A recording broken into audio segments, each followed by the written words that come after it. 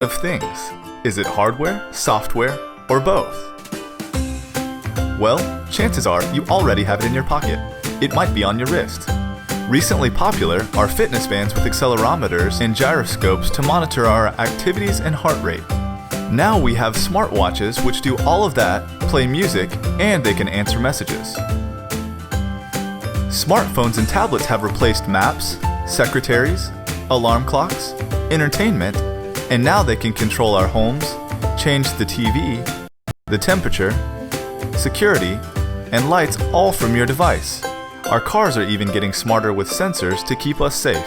The Internet of Things is simply using technology to mimic the human experience and simplify life.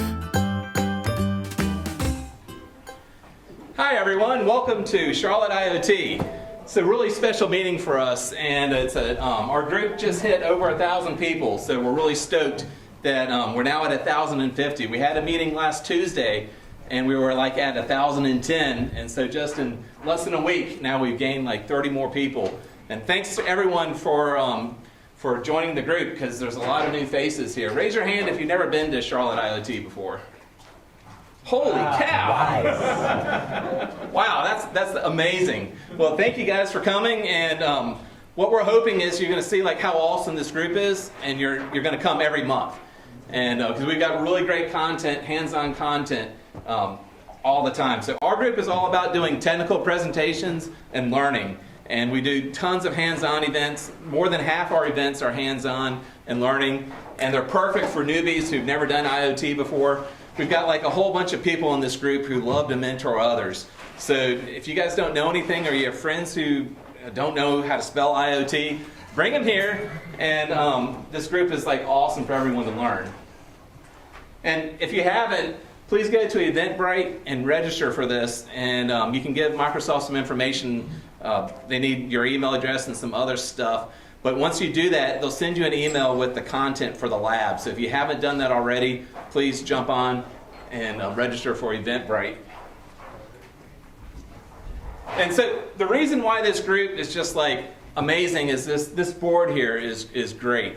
And we pulled this meeting together in 2 weeks, and it was when I was at a funeral. I was out of town, and Mike, he's a Hackster ambassador, and he really took over, and just was amazing to make this event happen. And all these other group, Graham, he orders the food and takes care of the facilities and helps out on labs. Rob's our hands-on lab coordinator. He does a lot of the content for our labs. Just completely amazing. And Joseph is doing the streaming on the video, and he's like also a go-to guy for anything you need. So thank you. And Christoph, he's our special like big event type coordinator, and so we're going to do some big events later on in the year, like a Charlotte IoT Day, and he's going to help with that. Glenn's our social media wizard, and he's the reason we're on Instagram, and one of the reasons why our acceleration of our growth has really picked up, because we were just gaining like a new member a day, and now we're like charging through and gaining a whole lot faster. Thanks for all your help for that. And Ratish just joined us, and we're still trying to figure out what he's going to do. That's the beauty of our board is we don't like necessarily put you into defined roles. We figure out what are you good at. Like Joseph, we had no clue that we needed to stream our videos, and now that we stream them, they're just like amazing. And speaking of streaming, we have our own custom URL. So the beauty of this is when you get home, you can like watch it over and over again, and it never gets old or boring. But if you have a question on something, then watch the video. And also, tonight while you're doing the lab, go to the video and like it, and put in a comment, because at the end of the night we're giving away swag, and we're going to give swag something really cool to someone who writes a nice comment on it, on the video. So yeah, it has to be good and nice, and then you'll win swag. We're also really active on Slack, and especially with our civic hacking. Jeremy's going to talk about that in just a second. But once you go to meetup, at the end of your profile, there's a special section where you enter your email address and your Twitter. But if you give us your email address, then Mike sends an invitation to you every month to join Slack. And then you have this whole community of all these wizards who can help you on any project. So you definitely want to join our Slack channel. And there's like different rooms for machine learning and civic hacking and things like that that you guys will want to be a part of. Tonight, we have some really great sponsors. Microsoft, can't say enough. Kent flew in for this meeting. He lives in the greater Seattle area, and he's like a total rock star. So we're like really stoked, and this meeting is amazing. And thank you, Microsoft and Kent, for coming to Charlotte IoT. It's just really awesome. And I want you guys to thank Microsoft tonight and thank Hackster. And the way to do it is on Twitter. Send them some love. You see mention those people up there, and mention Charlotte IoT also, so they know where the love came from. But that's how we keep our swag train and keep our like awesome meetings coming is from people on Twitter and social media and whatnot. And I've got a special slide just for Hackster, but before I move on to that, Graham, he's our Snap AV is a sponsor for the facilities, and please tell us how awesome you guys are. We're really awesome. So we have an IoT platform called Oversee that I manage the development team. We have a little over 600,000 devices that are all in the audio-video space. And we met up with Dan a couple years ago, and I've been hosting the Charlotte IoT for the last 2.5 years or so, and it's been a great fun. I think this is the biggest group we've had, isn't it?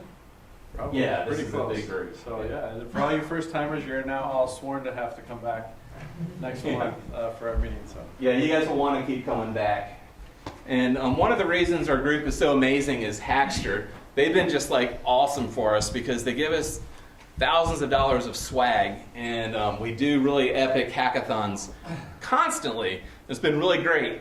And I want to give a special shirt to Mike now because he's a Hackster ambassador, and he's been just like amazing, and he followed up with Hackster about this meeting and pulled this off in 2 weeks. So Mike, please come down and get a Charlotte IoT shirt.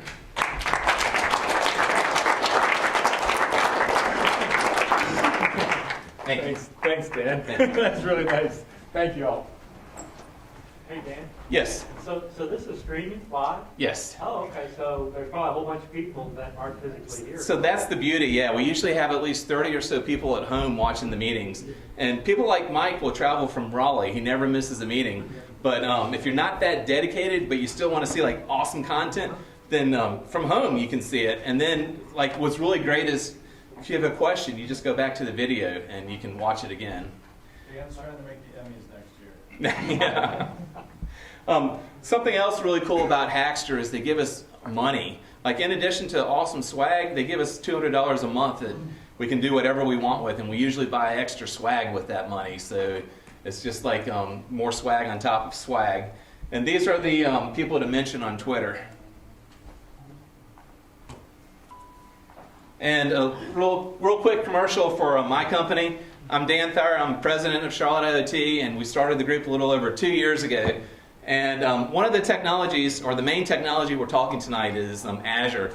And Logical Advantage does really cool like IoT projects, and we do the hard projects, and we love to do projects with Azure. I've got a sample here that's for a manufacturing application where we're using Azure IoT Hub. And right now it's on 24 spindles in the factory, but pretty soon it'll be monitoring a little over 3,000 spindles across the enterprise, and you can like see what's up and what's down across the factory, and we're going to be adding machine learning to help predict failures on machines and really do some really epic things. And it's all with the technology that we're talking about tonight, so it's like really, really sweet. Jeremy, please come up here. So one of the awesome projects we're taking on right now is to add just some very basic functionality to people's lives who are restricted to wheelchairs. Imagine it's too cold, you want to turn the heat up, or imagine that you need some light, or just want to turn a fan on, or whatever. New technologies allow us to do things with voice activation and different kind of movements, and being able to give those things to people so they can, increase their independence is just an amazing idea. I don't think there's enough of it out there, but if we can start open sourcing a lot of this, then, the next time a buddy needs, just a fan for his wheelchair, and, some other guy can say, hey, I can go here and here's the GitHub and here's the stuff I need to 3D print, and let me grab a particle IO and let me grab a couple other things, and, all of a sudden, now this guy's got a little bit more mobility, he's got a little bit more freedom, and that's an awesome thing. So a couple things we've been doing, we've been working with the Amazon Echoes, the particle IOs, which are really amazing devices. If you've never seen them, they're like a little microchip with Wi-Fi and a complete cloud behind it, right? And so it's awesome. It talks to Microsoft IoT, right? Directly. So it'll stream right to IoT, and like with zero code, like one line of code, right? It gives you a functional endpoint. It's bloody amazing. It really is. A couple of things coming up. We're looking at. We're still looking at July 15th. We just need to make it firm. Yeah, we're going to be doing another hackathon day. Basically, we're going to get a bunch of people together. We're going to set some goals and we're going to get some work done. We're looking at, even seeing if we can get on some. There's a new little show coming out. We're going to see if we can get on that on Amazon to get some more exposure. What else have I forgotten? So one of the projects, we broke this down into 8 different projects. And one of the projects using Azure, and we're using a particle photon to measure temperature. And what the goal is while the quadriplegic or the paraplegic sleeps, we're constantly monitoring the temperature and posting it in the cloud so that we can make decisions. Do we want to turn the fan on or turn on the electric blanket? And the other projects, many of them have to do with the wheelchair and things that we can do to make the wheelchair better. And so there's 8 different teams, and I'm sure you can find a team that you would be interested in and finishing. And a couple of the teams finished, but most of them have a lot more work to do before we finish them. So you definitely want to come out. One of the biggest things that we're looking for is if anyone's got a little knack for writing. Some of us geeks don't write so well.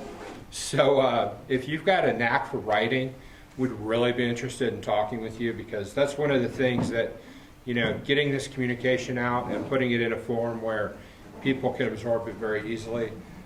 It's really important. So if you've got that knack, we got a volunteer up top? Yeah, awesome. Awesome. There we go. Thank you, guys.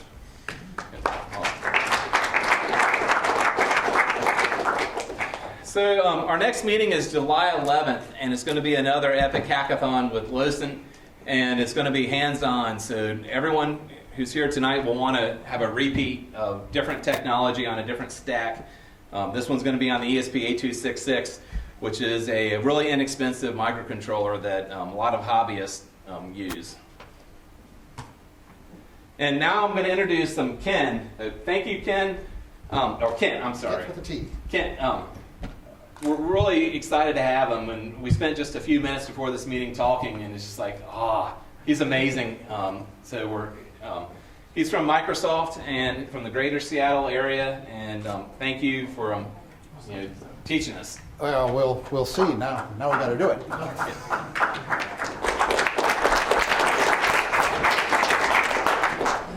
All right, let's make a switch here to the presentation deck. And wow.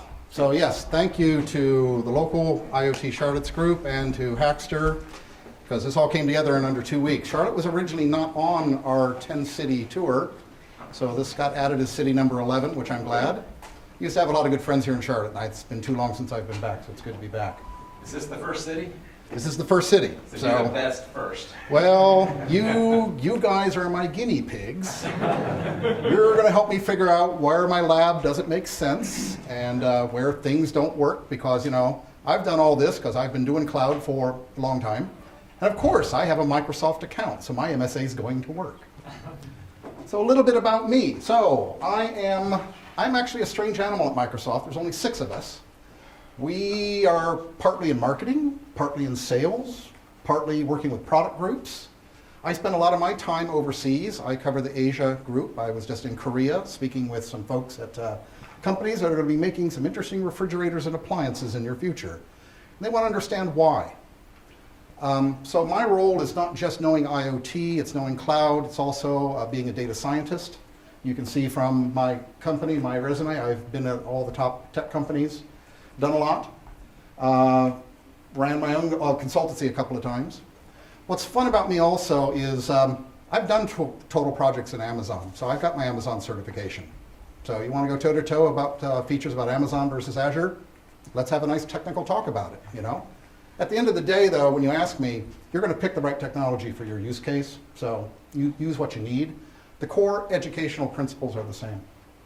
My first computer, I started with mainframes. I started with actual paper punch cards. Yeah, I'm old. Was in the Navy. I served as a nuclear reactor technician and electronics technician, so I've been playing with resistors for a very long time. And I'm absolutely a foodie and a IT junkie. Spent a lot of my time hanging out with the steampunk folks, so that's why you see the beard.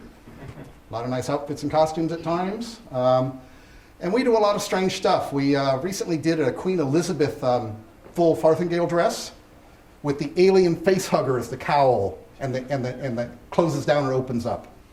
Made a fascinator hat for a lady, which was the face hugger, and it had a proximity detector, and the tail would twitch when somebody walked up to her too quick.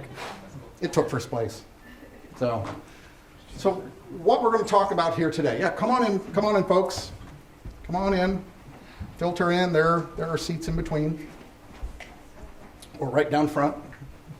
So this is what we're going to try to do today. We're going to have a little bit of a lecture, because I do need to get everybody sitting in the same mindset about what is cloud and what's the context for our conversation. You're then going to do a lab, and you're going to set up your own IoT hub. Your devices today will be simulated devices, so you'll all have your own device. It's just going to be a software device. That's going to be cold path. Then we're going to do a second lab, which we're actually going to take that data and put it into a database in Azure. This is what we call cold path processing in IoT. Next, we're going to do a lab 3, where you're going to take that data out of the database, and you're going to do a website that's going to actively show the data in real time. There was a 4th lab, but I'm going to have to do that just strictly as a demo due to it was around Power BI, and if you don't have a corporate Office 365 account, for some reason Microsoft doesn't want you playing with Power BI. I kind of have a little heartburn about that myself, so we're going to get that fixed and get you access to that.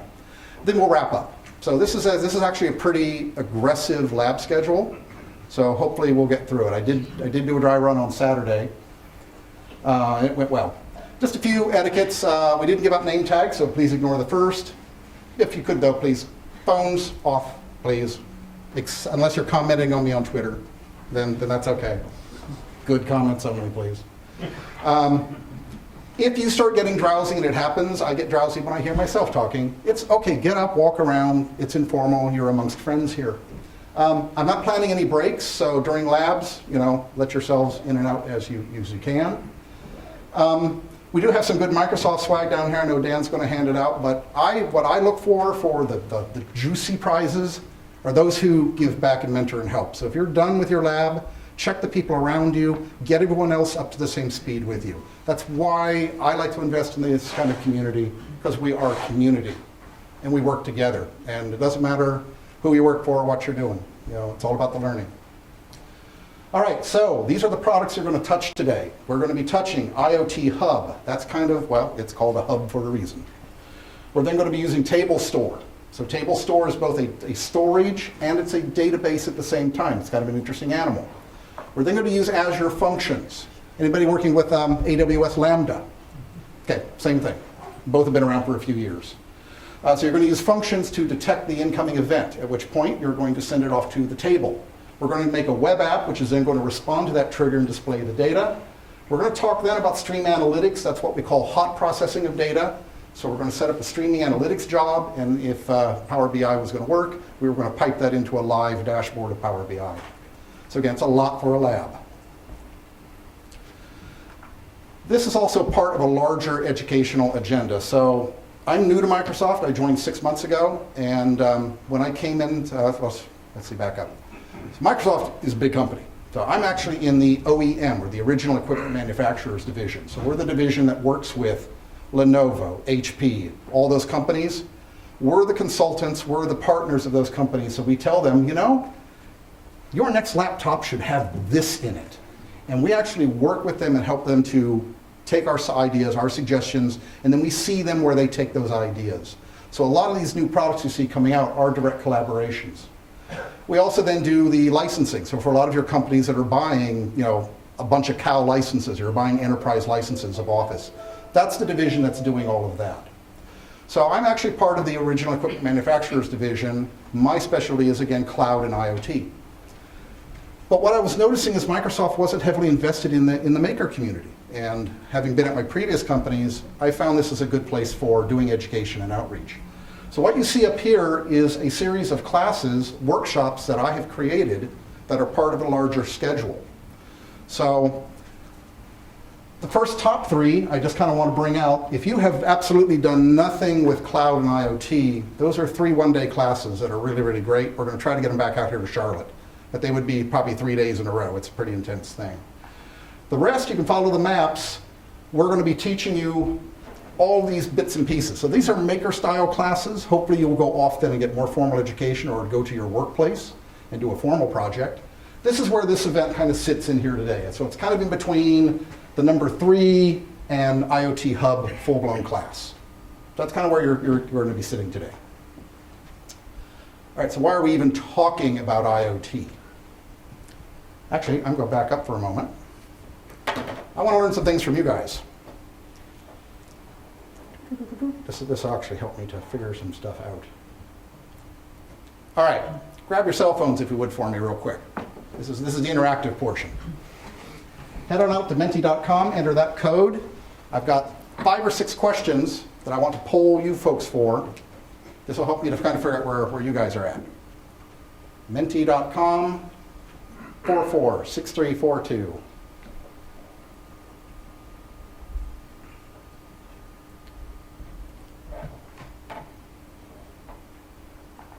We'll just give a little bit of time for a few keywords to come in. Except that's yeah. So we're going to skip that one because Kent could set up. I'm also going to beg the forgiveness thing. I literally just had surgery on Friday morning, and I was actually in the ER 2 hours before getting on the plane for this trip.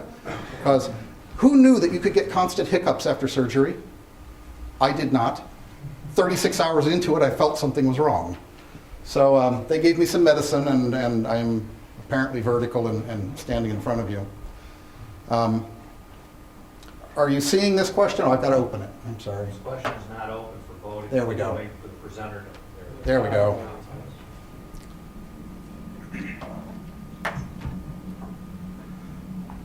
So I'm just kind of curious, when you guys are thinking cloud, even though this is really a cloud conversation, is it lower cost, faster, time to market, or security?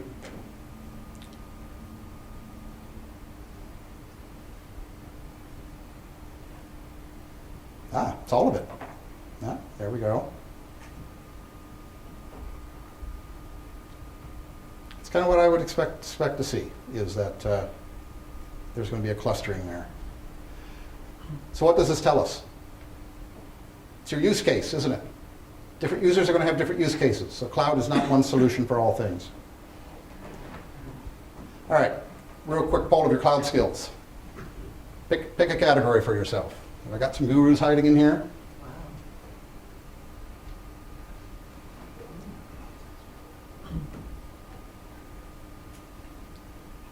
Nice, okay.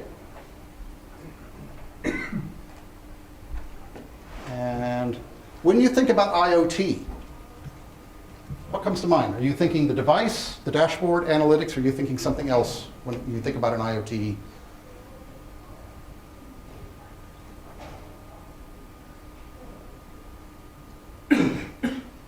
I know the road that's skewing the analytics data.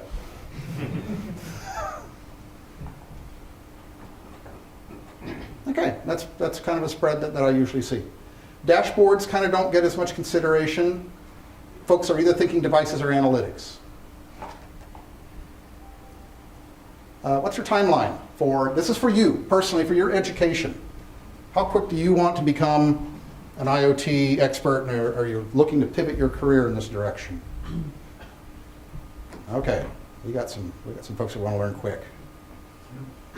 Good, then these are the kind of events that we need to be coming to. Good. All right, cloud providers you have been learning, who you've been playing with. Those are the big three and the other. This isn't a checkbox where you can select multiple. No, that's okay. That's a good split. We usually see that kind of a split. Others probably blue mix, or you're doing your own virtualizations. Excellent. I'm going to guess, who wants to become an IoT engineer? Yay, nay, or meh? You mean become or already is? Yeah. Sorry, I'm excited. Yeah, well, geek and excitable is like same thing. Okay, so we have a few mehs, a few people exploring. Okay, perfect. All right, thank you for that. That helps me to kind of gauge what I want to be checking about. So, back to why are we talking about this? So this is the only pitch deck I'm going to throw out here. This is a growing market. So some of these numbers you'll see different, but Gartner, there's going to be 25 billion things connected. We are looking at a 1.7 trillion global market by 2020. Let that sink in a minute. $1.7 trillion market. Where are the jobs going to be in the next 10 years? IoT. This is, for those of you who are earlier in your careers, this is where to be. This is where the money is at. More specifically, be a data scientist in this field, and you are going to eat well for 20 plus years. Okay? That's why we're talking about this. All right, so now a quick pivot. What is the cloud? How many of you think it's just music files? How many of your kids think it's just music files? Yeah. Well, loosely put, it's on-demand computing that you get in the cloud. In other words, we made the data center go away. We wove a wand and made the data center disappear. We talk about it in three main categories. So for some of you who know cloud, this is going to be redundant for you beginners. I'm not going to repeat I do 2 to 3 hours of this in the first class. You're going to get the very condensed version, just the key things I need you to take away here today. Okay? Infrastructure as a service, platform as a service, software as a service. There is an official definition of cloud, and it's out there by, I don't know, has he gotten rid of this one yet? I think we still have this department. Okay, essential characteristics. These are the 5 essential characteristics. This is how you service them. This is how you deploy them. If you do not have all of these things, you do not have a cloud. Case in point. Some of you may think, but Kent, we stood up VMware at my company. That's our internal cloud. No, it is not. You probably still have to open up a ticket with IT to get your VM built, don't you? So it's not cloud. It's not self-service. Let's go over these real quick. Oh. The essential characteristics of cloud. Why are you not working anymore? It's on my end. There we go. Oh, we're back. But you know, technology. Until I came to Microsoft, I was an Apple guy. So I'm just saying. We're streaming this? Oh. I love Windows. It has its place. All operating systems do. I'll just say that. So, you got to be on demand. In other words, self-service. So you shouldn't have to open up a ticket with anybody to get something in cloud. That's key.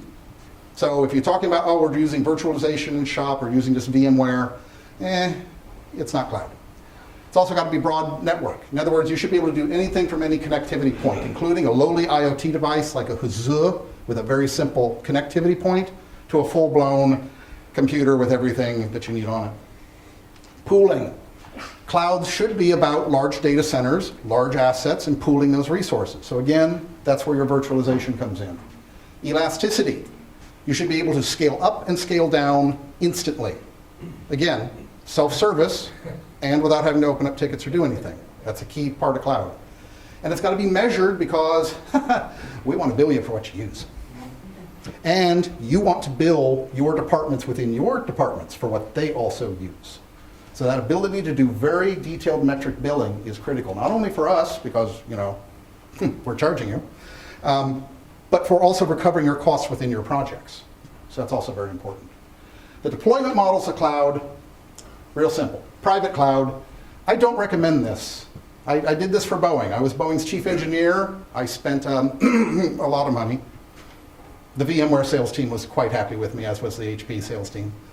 But at the end of the day, it wasn't cloud. You can build your own internal clouds. You can use something like VMware. You can use Cloud Foundry. You can use OpenStack. It's very, very hard. And it's not the tech that's hard. It's the politics. By going to a cloud provider, you instantly assume and inherit, not assume, inherit their governance model, their way of thinking about security.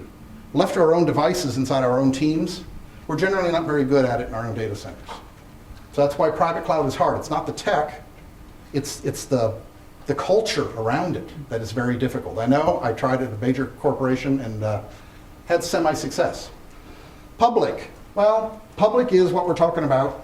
If I can get my clicker right. This is Amazon. This is Azure. This is, to some extent, Google, lesser extent, IBM. Public cloud. Get out your credit card, go get a service, and you're up and running. Hybrid is actually where we're going to be at for the next few years. How many of you have heard, or you know your companies, or you're doing hybrid? Yeah, hybrid is going to be the way it is because going all the way to the public cloud is too scary. And we can't keep doing what we're doing because it's not working for us.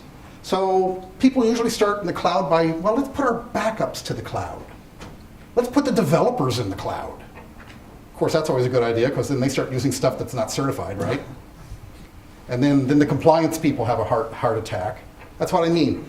It's the compliance and those other rules around cloud technology that are hard. Lastly, we don't talk a lot about community cloud, and I just want to make sure that you are aware of this because this is a growing category. Community cloud. It's still considered a public cloud, but it's a closed audience. For example, certain government agencies might want to share data or share a cloud. An industry consortium may want to share data. Medical. So what happens in a lot of these cases with the community cloud is one hospital or one medical provider will pay for the cloud and invite other researchers to it. So it's still closed, but it's open, but a restricted community. You'll also see there are other ones coming, multi-cloud. That's an architecture I actually recommend to people. Don't put all of your faith in one cloud provider. So if I'm using Azure, you better believe I'm going to recommend that maybe you should be backing up your data to some other cloud provider because you never know what's going to happen. You know, just be prepared. Be a Boy Scout. Why does this matter? Okay, so why does cloud matter? On-prem, you're already doing all the work, right? That means you're taking all the cost, all the risk, whose pager goes off when stuff is down. It's ours, right? It's our pagers. If you're doing infrastructure as a service, because the data center went away, it means you don't need to worry about anything in green. So the actual servers, the storage, the network, in some cases how the virtualization is done, that's what you're paying for. But who's responsible for the operating system still? Who's responsible for securing it? You are. Everything is still. So did you really save any money? You kind of got rid of the data center cost. That's really all you got rid of. All the work remained, all the risk, maybe everything you're doing wrong. Platform as a service. Now you're going to get a server, the OS is going to be taken care of, and possibly maybe it's a SQL server or it's a web app.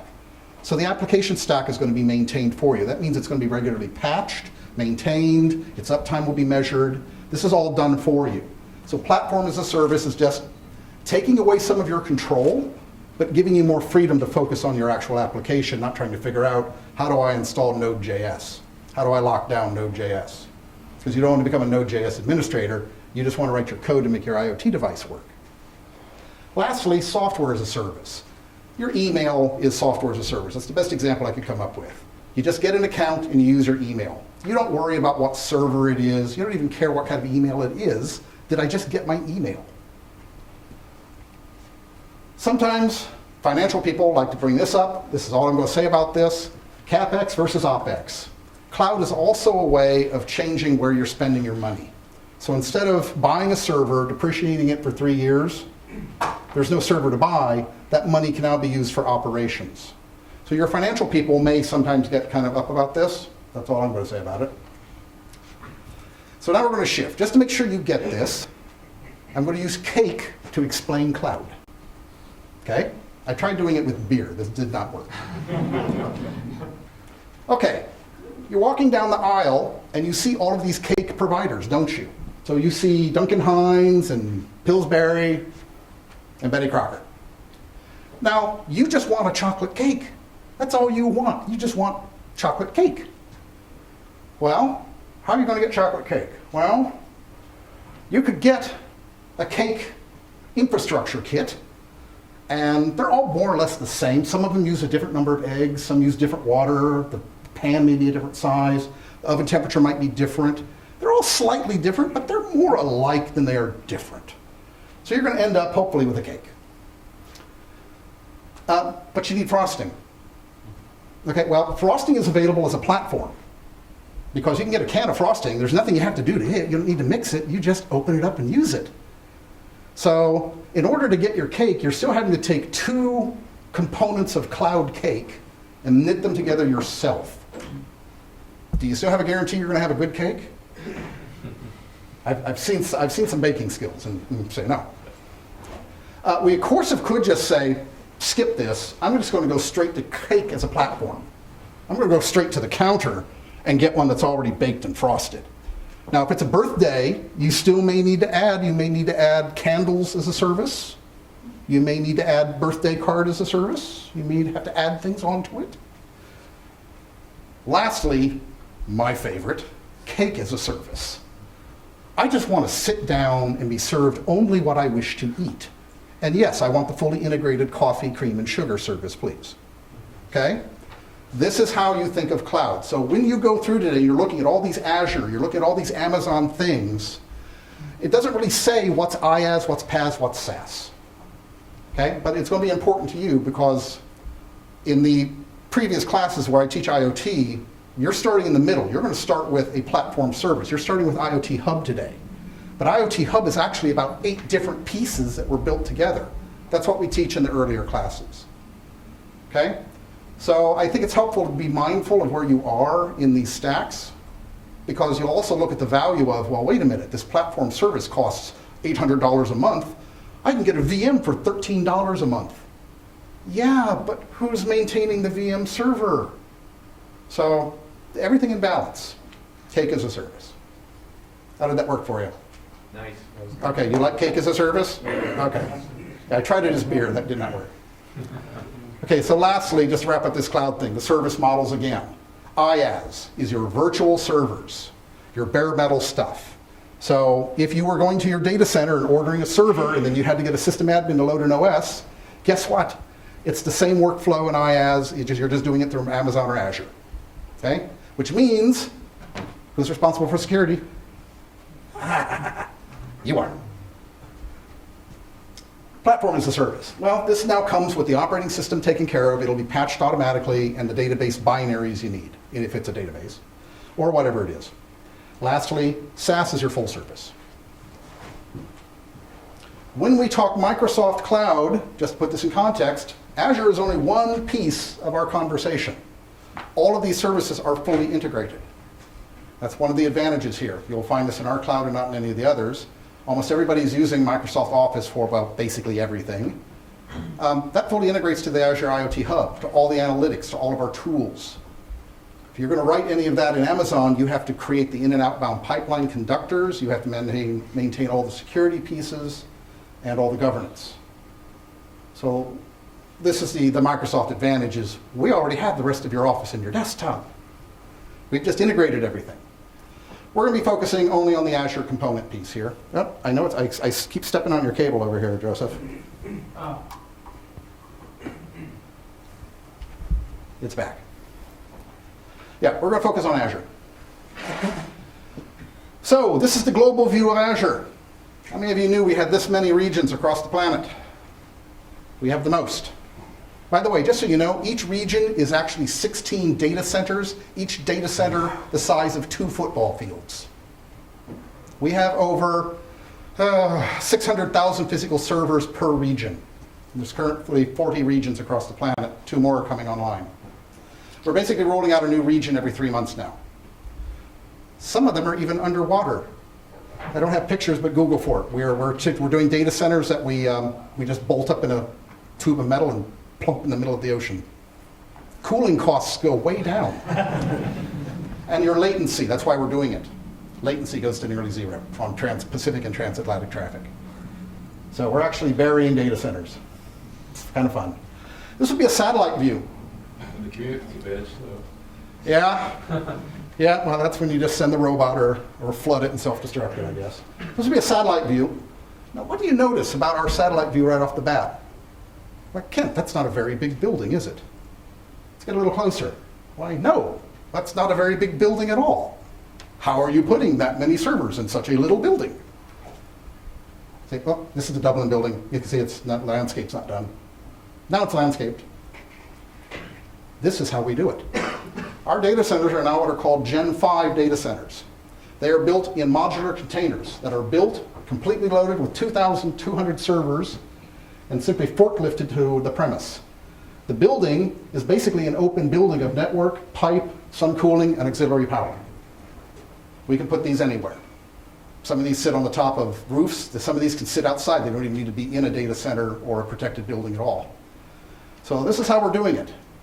And other companies have been doing this, but Microsoft has been really pioneering this and pushing this. Beautiful thing about this also, we're not having to ship all of that cardboard. You're not assembling this on site. There's one factory, actually there's 2 factories here in the US that assemble these, and they're shipped out, pre-tested, ready to go. You literally set them, hook it up to power, hook it up to network, it comes online. This is your view today. So all of those servers are completely controlled through the Azure portal. So this is what you'll be working with today. For those of you who have not worked with it, you're just going to be frustrated until you figure out what the icons mean. So sorry, welcome to the learning curve. So let's talk about things. Things in the Microsoft world, things in the real world. There are 2 kinds of things. Smart things and stupid things. Okay, basic. So the basic things, turning on my lights, environmental sensors, that kind of stuff. All they're basically doing is reporting data and sending, right? So we would call that device to cloud, D to C. I'll start throwing the acronyms out at you, D to C. Smart things, however, need to do a little bit more. For example, your project for the paraplegic. You don't want that message to go up to the cloud and have a control decision and come back down to it. That decision needs to be made locally. That is a smart device. So it requires more than just sending telemetry data up to the cloud and back. It needs to act upon the data in some real-time fashion. By the way, the slide decks will be made available to you. So for those of you who I see taking pictures, feel free to keep taking pictures, but the slide decks will be available. There's nothing proprietary going on here. We also now, who saw the announcement last week? We announced IoT at the edge. Okay. That's actually a very significant announcement, because what it allows us to do is to take the same machine learning algorithms, the same smart technology, and push it from the server farm inside Azure directly out to the device, maintaining same code base, maintaining same security model. So this allows now much more intelligent things to be pushed out. Again, if you come to some of my other classes, we will give you an interesting demo about an interactive billboard that uses gender facial detection and will only respond to females of a certain age. These are some fun. It's German, of course. You know, Germans and beer.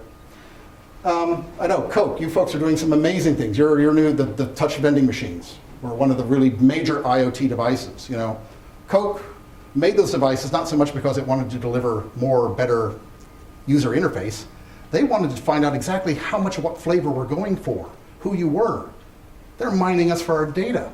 And yes, it means we get a better service from them. So it is a symbiotic relationship there. We give up something, they gain something, everybody's going to gain. So this moving, you're going to see IoT Edge. I've got one slide at the end. It's not a topic for this conversation. It's about 4 classes from now. But understand, the intelligence sometimes has to move to the device. It's just not about simple telemetry anymore. I'm going to skip over this because these... All right, types of things. Basically 4 categories.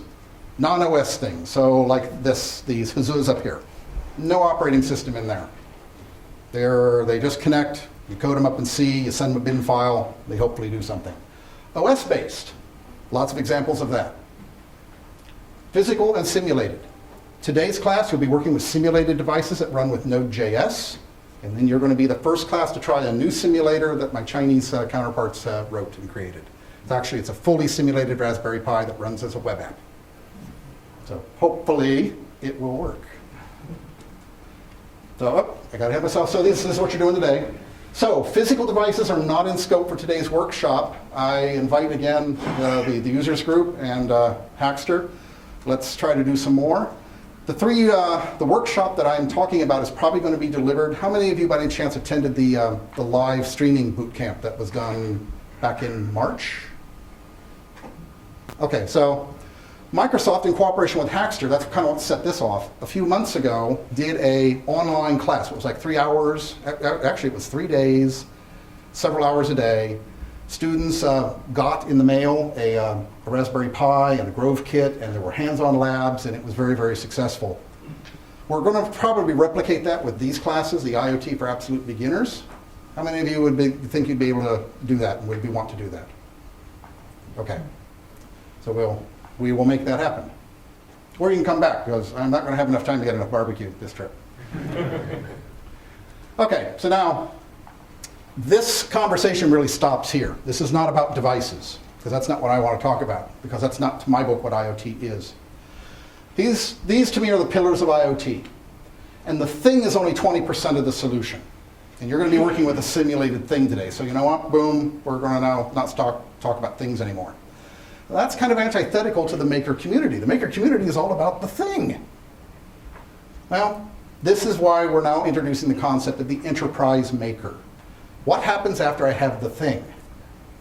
Because 80% of the useful stuff happens with the things. If you're not doing analytics, you're not doing IoT. If you're not learning from it, if you're not doing predictive or prescriptive analytics, why are we doing this? So for example, his project that he wants to do with the handicap folk, we could also now put in a machine learning algorithm, add a few more sensors to that, detect the ambient light level, detect the ambient temperature of the room, look at the behavior of when that patient turned on the light or added more heat or cooling, and actually write a predictive algorithm to adjust the temperature more accurately. That's IoT. All right. Questions, because I've been droning on and everybody's been politely nodding and nobody's fallen asleep after having barbecue. Questions? Comment? So unless you do analytics, it's not an IoT like a light which can be switched on and off using Amazon Echo or any smart devices, right? Well, I think what I'm referring to is it's a use of the word and semantics. Okay. I mean, we've been doing remote controls. I mean, just a simple switch is IoT. You're just controlling electron flow versus doing it with a signal. And for those of you who, I was in the Navy, I was on a nuclear boat. We've been doing PLCs for decades. So IoT isn't really anything new. What is new is that it's been rebranded as this consumer thing, you know, the Fitbits, it's all tied to the internet, and we now have more things, and because the prices come down, the adoptability of this technology is growing very rapidly. You know, like the Hazoo we're talking about here, it's like, what, $13.95, it's got a Wi-Fi chip in it, it's an amazing piece of hardware tech that you can actually do quite a bit with. That price point didn't even exist 5-6 years ago. And some of the things that I can't talk about, but I do know Microsoft is working on a whole bunch of fun stuff. We're looking at getting the price of these IoT devices down below $1 and $2, including your IoT service for the life of the device. That's going to change the whole game. It now means at that price point, you can put an IoT device onto all of your packaging. So that's why I tell you, $1.7 trillion market next few years. You want to be in this industry. In the back. Where's the automotive industry in relation to IoT and, on the learning curve versus other industries? They They are leading the pack. There is some amazing projects coming out of the auto industry. You're already seeing it in the cars we drive today. You see it in the driving cars of the future. I sit alongside many of the engineers at Microsoft who are working with these companies. There is constantly an exciting announcement almost every day on the email threads that I read. So automotive, if you really want to be on the super, super cutting edge, automotive is where it's at, absolutely. And medical. Medical is actually going to be the largest growing sector in the United States. I know of, and a lot of hospitals, by the way, for those of you who are more independent, you don't need to be part of a big pharma company to do this. I know of a hospital in Oregon that is commissioning, it's actually working with a shoe manufacturer that may or may not also be right there in Portland, to have special hospital shoes that have pedometers in them and GPS, because they want to be able to note how many steps their employees are taking, give them better podiatry health for being on their feet all the time, but also they're tracking which personnel has a certain skill set and can route them during a code blue emergency to be in the hospital faster. So actually route tracking the people with the medical skills who can arrive at a situation the fastest. They're doing this themselves. So they've got a few young folks and they've got a couple of data scientists and they're knitting this thing together and they're making it themselves. So IoT is still happening very much in the garage at corporations. So if your company doesn't currently have an IoT program, go start one. Absolutely. Okay, so let's get to this. This is kind of what I want to be lecturing about here now, is the anatomy from top down. So I need to take you through the anatomy because this is what you're going to be building today. You're going to be touching every piece of this. So let's go through this a little bit slower. So, I'll say congratulations, Mazel Tov, you've created a device, you've connected it to the internet, and you're uploading data from some previous maker event here. Well, to not rain on your parade, I'm going to say, so what? Where's the data going? What are you doing with the data? Let's do something exciting. So this is how we do this. So this is the anatomy of an application. You've got things and gateways. And we're going to talk now about data ingestion, because that's the key part. How do I get the data in? Now think about the problem here. 1 or 2 devices is pretty easy. What happens when it's 1 million devices with 1 million data points per second or per minute? Different problem. Cloud. Cloud does what? It scales. Excellent, you guys are getting there. All right, so IoT Hub, the first product, is about device provisioning and, more importantly, management. That's the other thing people don't think about. Well, if I've got 1 million, let's say one of you comes up with the, oh my God, IoT. I think Mike's working on some products he shared with me.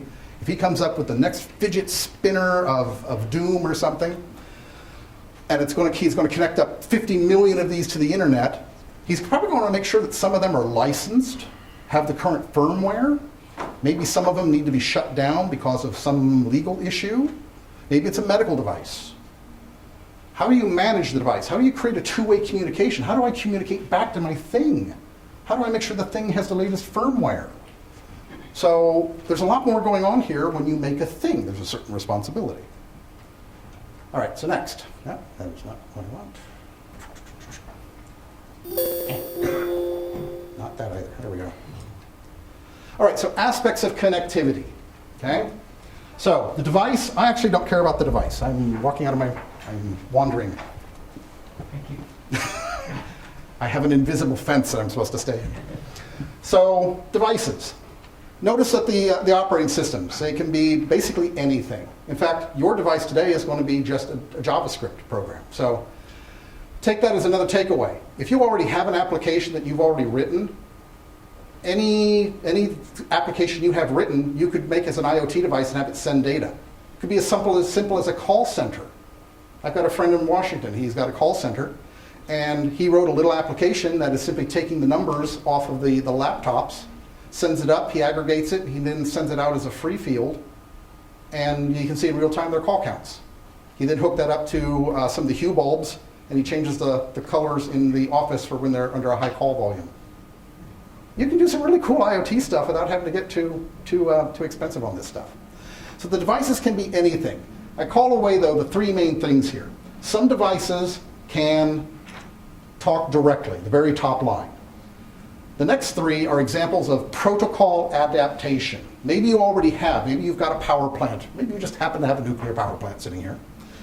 And their devices are already talking in a protocol. And there are many, many industry protocols. Those of you who have done the old PLC, you know what I'm talking about. There's all kinds of protocols and buses, most of them based upon RS-432 protocol. We want that to go to the cloud. Well, you have to convert the protocol. So we would run them through a protocol adaptation. In some cases, you may have hundreds of devices, and probably not a good idea to have all those devices talking to the cloud independently. So instead, they're going to talk on site to a gateway, which is going to aggregate the data, combine it, maybe do some pre-work on it, and then that will forward the data on up to the cloud for you. So that's what we mean by field gateways. They might also be doing protocol adaptation at the same time. So the architecture of what is on site can be fairly complicated. Bottom line, thing is sending up to the hub. How you get there can be in some different ways. So, you've heard the term cloud D2C, device to cloud telemetry, commands and notifications. This is another thing people forget. There's the ability to send files up and down.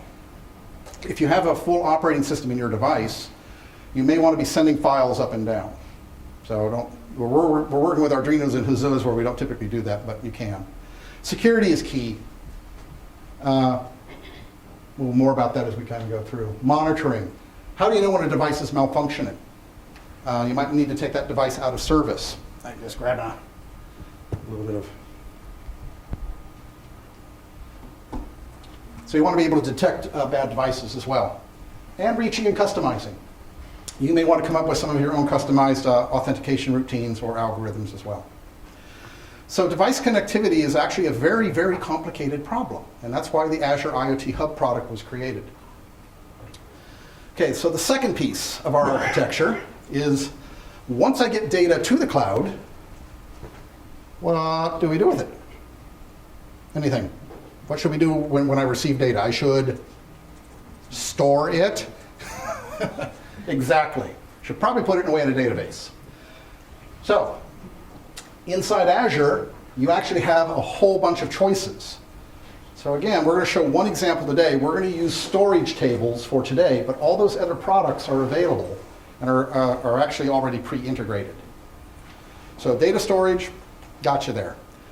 Again, your use case is going to dictate when you might use and what you might use differently. For example, we just announced a new time series database, literally announced in the last couple of weeks.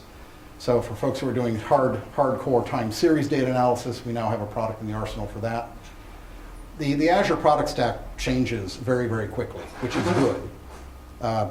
Things that need fixing get fixed, new products come online very quickly. But in the IoT space, the time series product was exciting.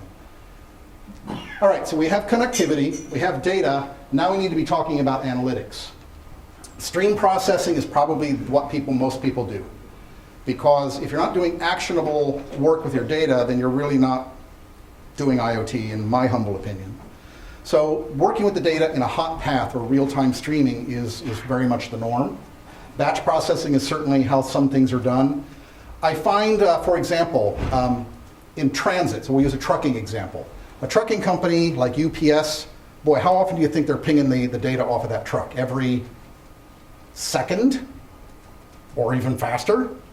Versus how often would I ping the data off of a container on a slow boat in the middle of the Atlantic Ocean? Maybe once a day. Again, your use case is going to dictate how often you pull data. So which one would I use for streaming and which one would I use for batch processing?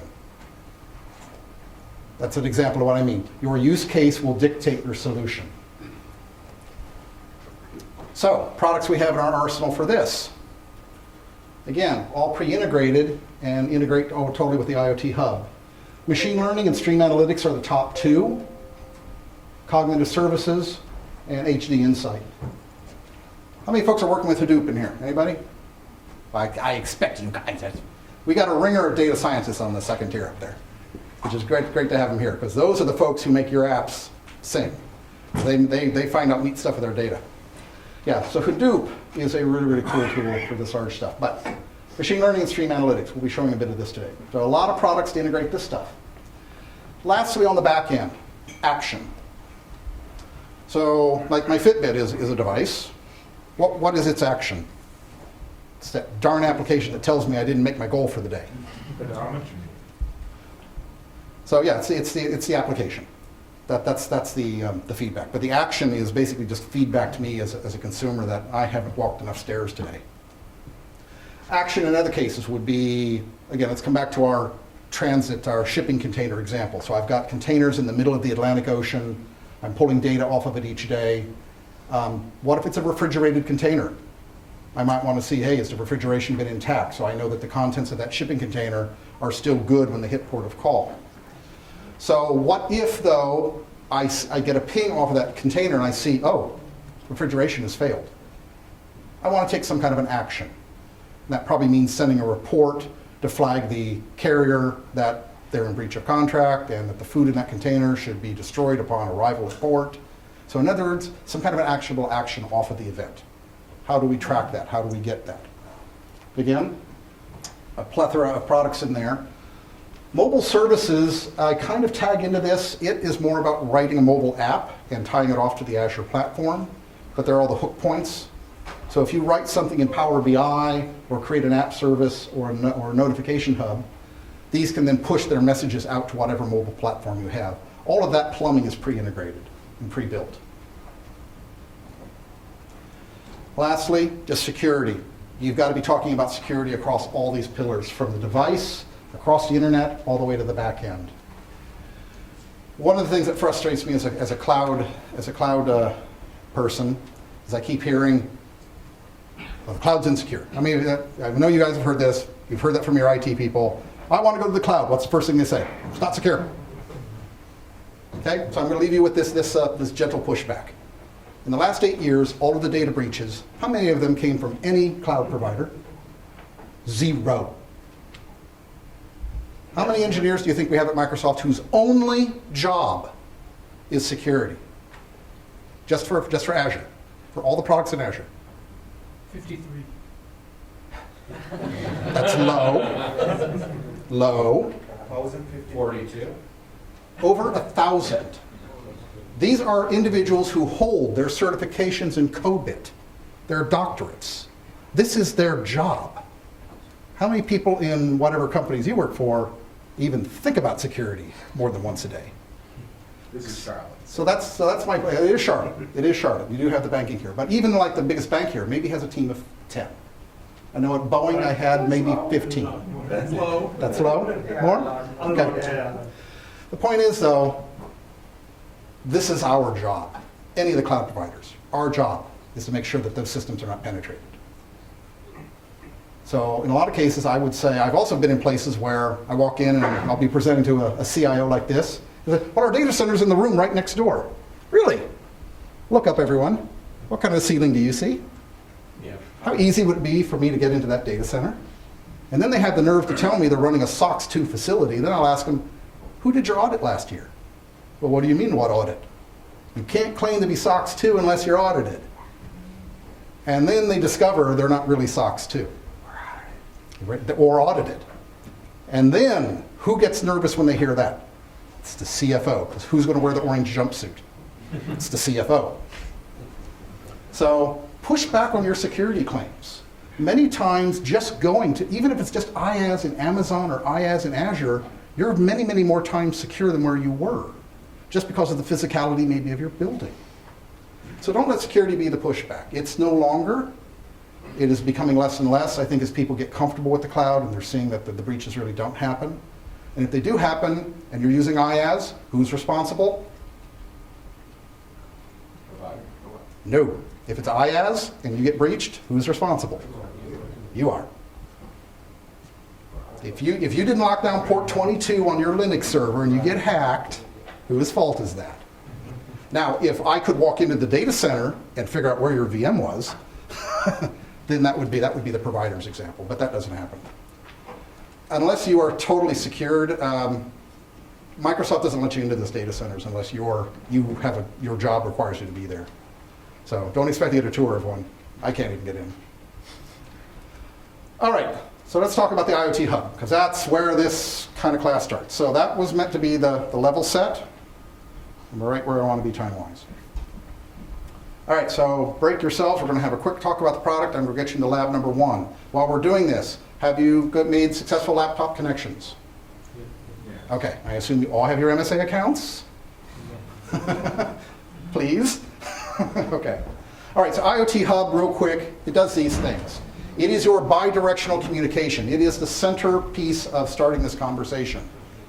Now, it's going to use platforms and protocols. We'll talk a little bit about them very quickly here. Bullet point number 3 is the one I really like. You can have absolute hardcore authentication, including certificates at the device level. And there's a whole other product that manages, if you've got hundreds of thousands of these to manage, there's another product stack that helps to manage that. So this allows us to do IoT devices at scale, where Amazon and IBM just simply are not even able to think about this. We've actually tested this to millions of devices in simulation. And we have a couple of customers who are beginning to push that. So, good stuff. And again, extending cloud to the edge with IoT Edge. That is going to be a key technology. That's very interesting. I hope you'll explain that. The edge? Yeah. I'll wait for it, but I'm here. I'm listening. It's not in scope for this class, but because we're just trying to talk about the hub here. All right, so why is the hub so difficult? We kind of touched upon this. Okay, often these systems are embedded and humans can't get at them. So it's very hard to get to. Once you've taken an Arduino, you've dipped it in epoxy, you've placed it into the heart of a nuclear reactor. You're going to get back to that thing and flash its firmware? Probably not. Okay, so no human contact, remote locations. Some of these also have very limited power and processing. So we need to be mindful that not all devices, some devices are stupid, some are very, very smart. So we want to have one hub that's going to work with all of them.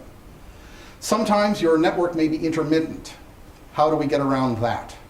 So you want a hub that can automatically recover from that and detect that, instead of you trying to write a program to say, oh wait, here's the time series data, did I get everything? I'm missing 3. Now I have to write code logic to what's my action to get the code I'm missing.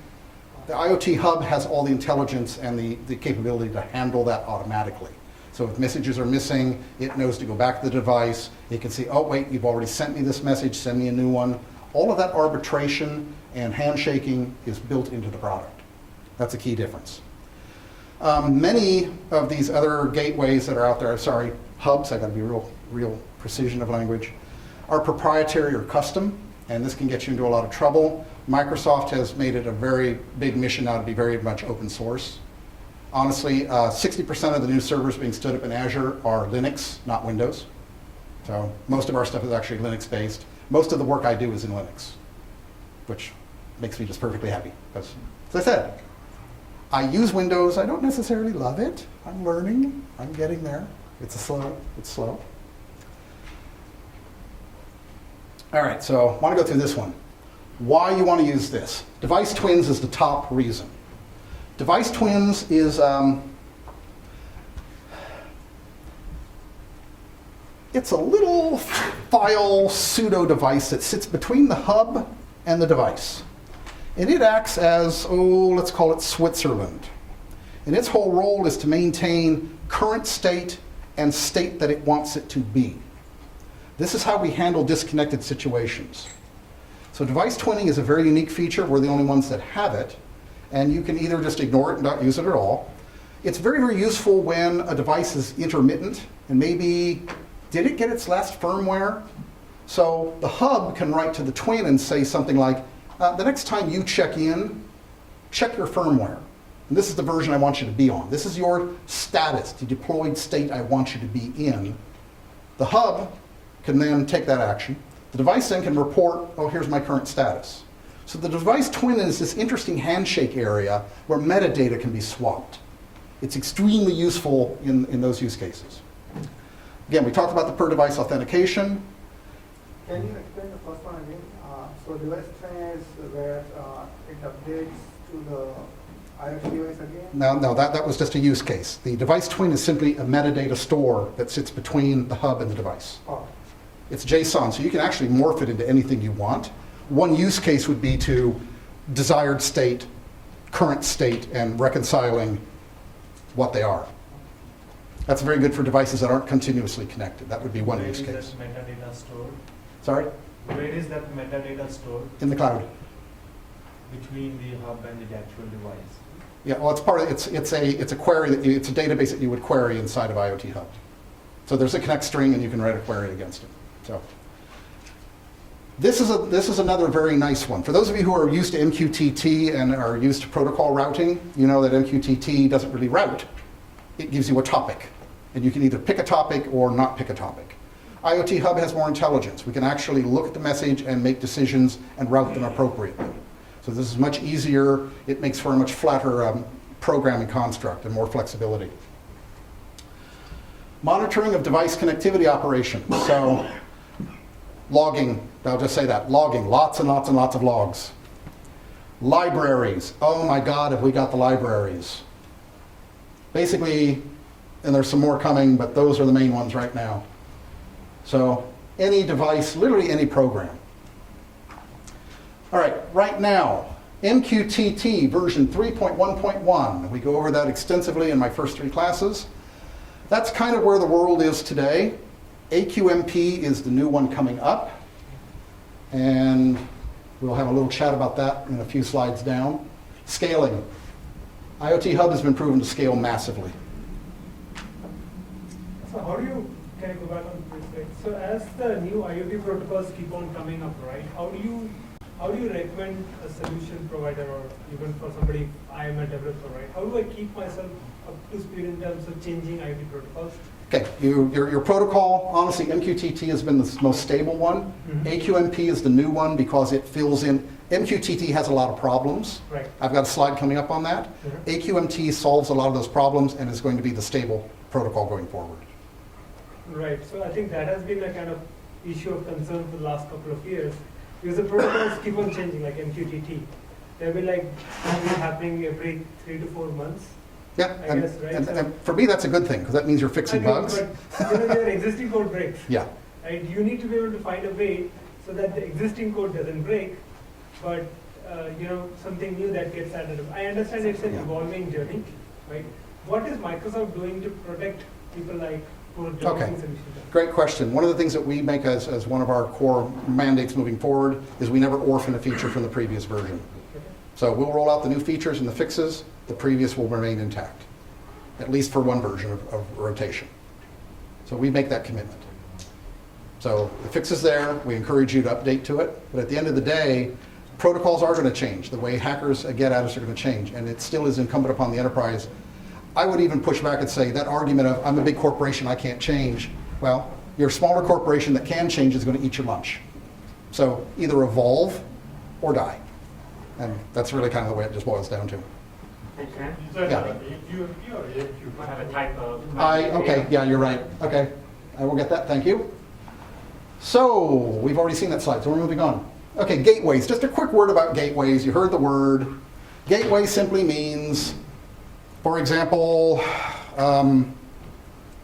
if you've got a whole bunch of Nest computers in your house or the Nest cameras, they sell you that little aggregation hub. That's just them aggregating the data down. So I did a big steel mill project down in Mobile. We would have gateways, so there would be a floor with steel coils everywhere, and there'd be an RFID tag on all of them, and they'd be transmitting data up and down. Instead of all of them trying to communicate directly to IoT Hub, again, they communicate to the gateway. The gateway then acts as an aggregator and sends the data up. So you'll find gateways are actually very, very popular, and they're also very, very useful. So to the analytics row up there, a lot of people run Spark directly on the gateway, and you can run your real-time analytics right there. So even if, for example, in your case of your device for the paraplegics, if their device isn't smart enough, the gateway in the house could be smart enough. So that's what we say. So that's exactly what we talk about IoT at the edge. We're moving the analytics closer. If the device can take the analytics and has the power, by all means, we'll run it there. But if not, we'll move it to the edge. And it's an automated system for trying to do that. So when you said gateway, so you're referring to another set of Azure cluster of nodes that from where we could No, the gateway, let's just say let's say all 50 of these Hazoos up here, let's say all 50 of these are running. I would want all 50 of these talking directly. So I would have a gateway. Right. They would all talk to this, then this would talk up to there. Okay, but in a real production scenario, we have multiple gateways, assuming that my IoT devices are spread across US. Okay, fine. Right? So you will have multiple type of gateways so that you can load balance. Yeah. But the question is, as what you said, you want to run your analytics directly on the gateway, right? So I will not, even if I had just one gateway as such, it's a one node. I'm assuming Okay, it's just so- one server. So think about what you just asked. Right. Why would I be running analytics for a device that wasn't on that gateway? No. You'd never do that. Agreed. The question is, can it will be a one node Azure, one node Spark setup that will be running on that particular gateway. Yeah, but it would service those devices that are in that Agreed. gateway. Okay. So yeah, you wouldn't do that. All right, so just a word about gateways, because some folks haven't seen the terms gateways. All right, so now I want to go over very quickly what is a pub sub. This is kind of the heart of understanding an IoT device, of getting device up. So publish, the server in the middle, and a subscriber. This is real simple stuff. I am the subscriber. So I want to listen to a topic. I want to subscribe to a certain magazine. So I'm going to subscribe to a topic, and that topic could be /device/data/device01. Some kind of an event that I want to listen for. I then tell the publisher, publish to that topic. Now you see how the broker in the middle is sitting?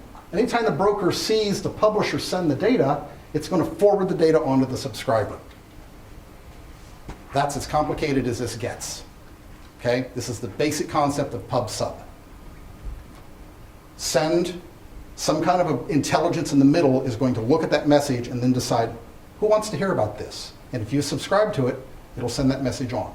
That's the heart of what's going on here. That's what you're going to build in this very first lab. Okay, so MQTT has been the reigning queen of the protocol. It was developed by IBM, and it is still quite venerable, and it is still quite good, and we fully support it. So all of our hubs support not only MQTT, but AMQ, now I've got it backwards. AMQP. AQMP, and we also support HTTP RESTful APIs as well. So almost everything you're seeing here today can also be done as HTTP REST API, which if you're not using REST API, learn it, it will be a part of your life. So this is all very good. There are lots of brokers out there. In my first class, I used Mosquito for this class. There aren't a lot of methods to the client class. You either connect, disconnect, subscribe, unsubscribe, or publish. But MQTT is really kind of awesome. And it's really kind of scary. Because it is so open and so simple, it basically has no security. As in, it has no security. Yeah, you can encrypt it, but that's just not how it goes. This just gives you another picture of the idea. So you've got all these things, the broker is taking them in, and it's sending the messages back out. You can read the bullet points there. The only thing I want to point out is the quality of service. That's all MQTT has is, hey, did I get it once, at least once, or exactly once? Okay. My understanding of MQTT is that it's not stateful, meaning that Exactly.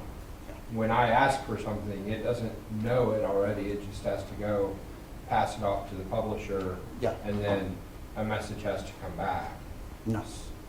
If I want to know something, I have to go and Wait, that's just- ask for it. As a subscriber, you have to know what you're subscribing to, yes. Right, but I have to wait for a response. Yeah, well, that's because maybe nothing has been sent. The broker will only send the message when an event happens.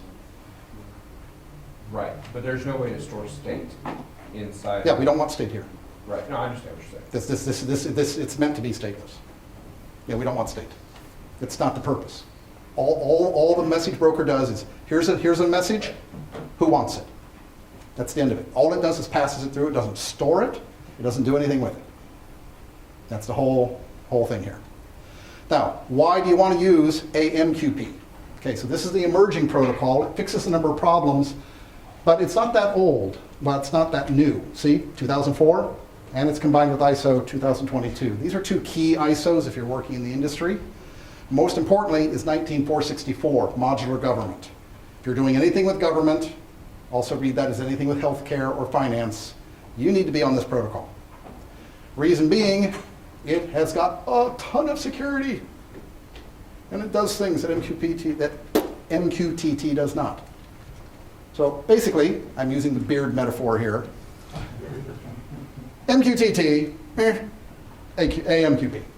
Those are some of the top bullet points. Again, this is not meant to be an AMQP class, just You really want, if you can get to AMQP, please do. A lot of your legacy stuff will still be MQTT. You, of course, have REST API as a third position if you need to go there. Okay? You need a beard for HTTP. Everyone needs a beard, period, is my opinion. Likely better. Well, there's conditioners and there's all kinds of other things. Okay. You're going to see in the products, there's a product called Event Hub. And so people get very, very confused. In fact, even in your lab today, some of the steps are going to say, please create an Event Hub endpoint. Okay. IoT Hub is Event Hub in drag, I think is the best way I can put it. It's dressed up. It's got a lot more features. The IoT experience is about creating device connectivity, whereas the Event Hub is really about events at super low latency, massive million scale. So I won't bother to read this to you. You guys, this is part of your learning curve. I'm going to summarize it.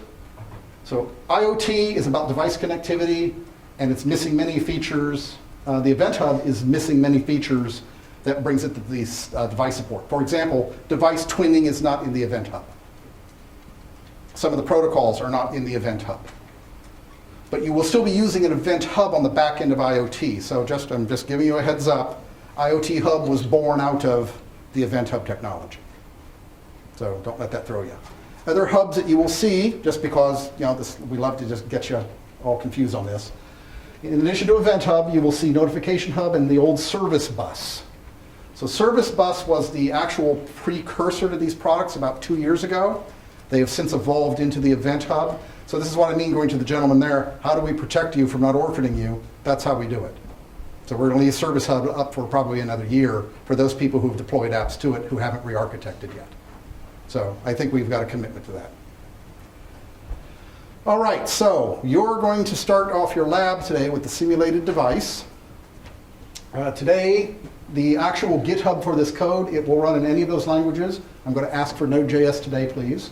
We're also going to try the online device simulator. So we'll see how that goes.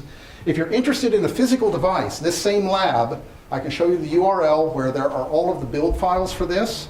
I'm going to work with Hackster. We're going to get those builds out of GitHub and republish them as Hackster projects. That'll be tied to this. So I encourage you to, if you've got a Raspberry Pi or you've got well, I think you're all about to get a Huzzah, I think. So knock yourselves out and reach out to me if you get into some trouble. Or that could be a good hackathon. All right, so ignore the first line. You're not going to do that. I've already done that step. You're going to set up actually 2 Node.js jobs. So you're going to have 2 command prompts open on your laptop. One will be running the simulated device. The other one is going to be running the read device to cloud messages. So in other words, one window is going to be publishing. The other window is the subscriber. So every 10 seconds, you should see a message go to the hub, and you should see a message come back from the hub. That will be considered success of lab number 1. Who here has worked with Node.js? Who here has never heard of Node.js or JavaScript before? Okay, it's a cut and paste lab, so this will be good. This is brand new. I'm kind of excited about this. We'll see how well this works. They're actually making this so that you can change the code and actually insert virtual Adafruit sensors. So this is actually pretty cool. The last tool we're going to use is IoT Hub Explorer. This is in open source. This is a Node.js tool. How many of you would classify yourselves as you prefer the command line over a GUI? How many of you want the GUI over the command line? I have got bad news for you today. Welcome to your Unix class. If the command line supports cut and paste and some modern ideas, maybe? Okay. You and I need to go drink and we need to talk about this. Windows command prompt is like broken. I love Windows. Not because it's being streamed and I know my director's watching. Okay, so lab number 1. So very, very simply, you're going to create an Azure Hub service. So you're going to go into Azure, you're going to create a hub, you're then going to create these simulated devices, and you're going to confirm a data send receive. That's the goal for lab number 1. Should take you about 30 minutes.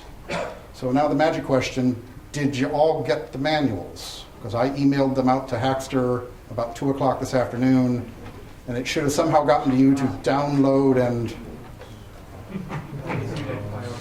Okay, then we're going to punt. Now, do I want to punt? They actually sent us 2 files. There should be one that says for 1.2 Charlotte, Raleigh only. Either one will actually work for this first section. Somebody can post it in the meetup if there's a link.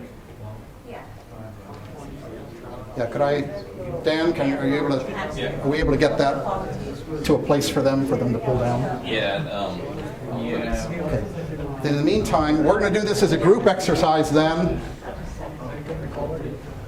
So while he's trying to get some stuff out, we can, as a team,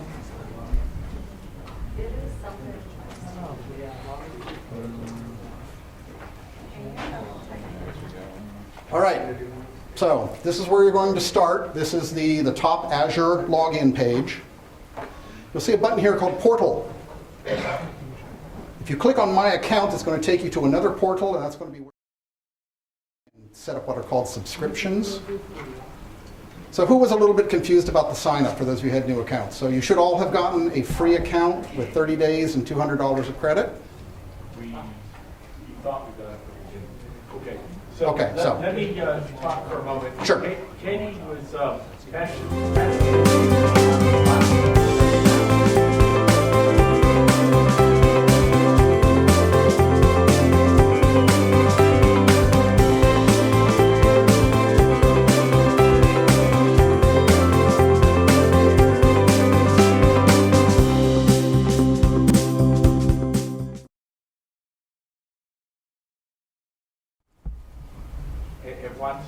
it looks like there's a disconnect. If you put the information, if Hackster put your information on the Eventbrite site, we didn't get it.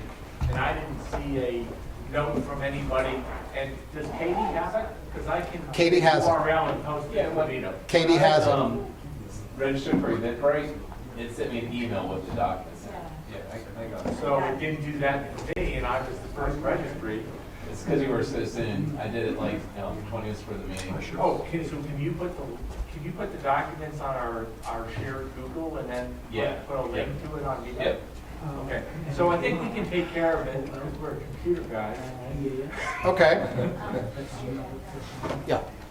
It might be worth noting that if you have a corporate So like Dan just said. Visual Studio account, you may be getting free Azure credits.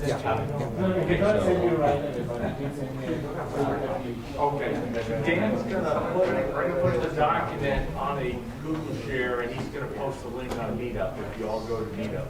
We tend to use Meetup, Eventbrite. Okay. So Dan, how do you want to handle here? Give like a 5-minute break here to get everyone to be documentation and add an Azure login, then pick up again? Sounds good. Yeah, I'll have a link in just a second. Okay. So in the meantime, when he's working on that, we can kind of go off topic. So questions or commentary about that edge what we stuff work? is a good time to fit that in right here. Yeah, that's like wanting to do the Second unicycle. row back, they were very interested. They are.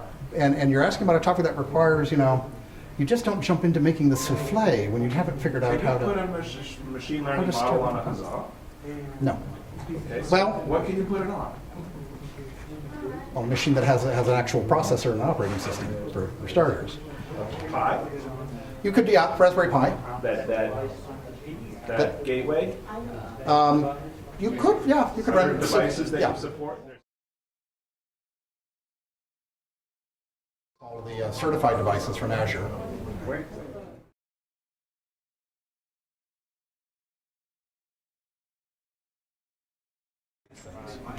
It really comes down to use case.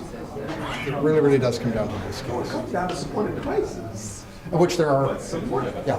Okay, so you're saying use case. No, in my mind, it's the use case. Because there are hundreds of devices. I can pick almost any vendor. So I'm really looking at the use case. So are you using machine learning models as the root source here? Yeah. Is that what you're pushing?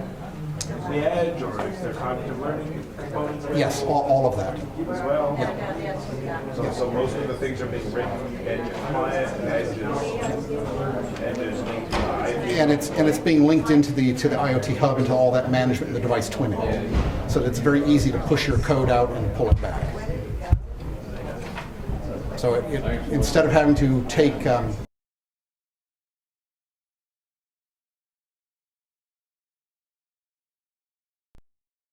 that linking and moving stuff around. Where's that data? Where's that link? Losing the code here for the unit. AC in this room, because this room is like, oh my god.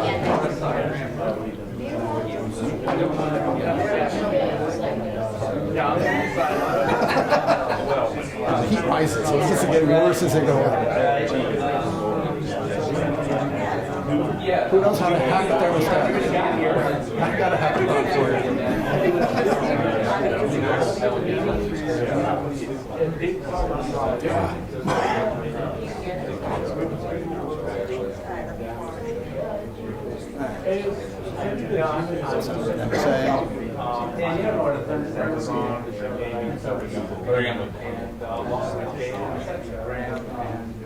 Got MSAs?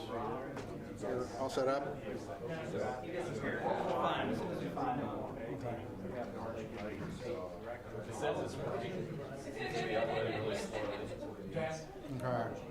I think it's doing it straight onto my phone. It's having a problem. I just shared it. Okay, it's on the internet. Okay, so this is the manual's up now? Mike? That's what this gentleman just said. He just posted a comment. I'm gonna hit refresh because I don't see it. Okay.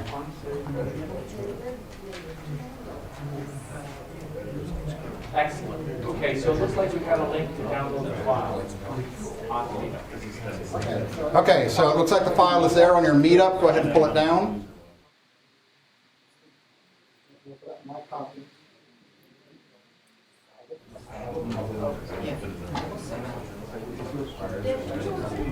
Are there two files? No, actually, one file is for setup, which you don't need. The one that you have to download is Second one? yes, second one, which is 1.8. It says They both start with Microsoft IoT Access.